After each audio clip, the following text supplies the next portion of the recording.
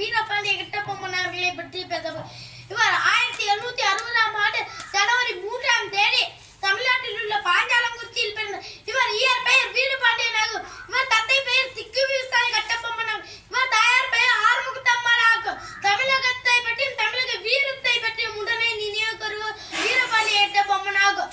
வரிக்கேட்ட அந்த போரில் ஆலாந்துரை என்பவர் வரி கேட்ட போது வானம் பொழிகின்றது, பூமி விழுகின்றது, உனக்கு எனக்கு கொடுப்பது கிச்சி எங்குளுடன் வயலுக்கு வந்தாயா, ஏற்றமேற்றாயா, நீர் பாய்ச்சி நெடுவெளியை நிற்கின்றாயா, கலைகளை பார்த்தாயா, கலைகளின் உழவருக்கு கஞ்சி சுமந்தாயா, இல்ல அங்கு கொஞ்சம் விளையாட எங்கள பெண்களுக்கு மஞ்சள் அரைத்து பலி கொடுந்தாயா, மானம் கெட்டவனே எதற்கு கேட்கிறாய் வரி, யாரை கேட்கிறாய் திரை, மேல் நாட்டு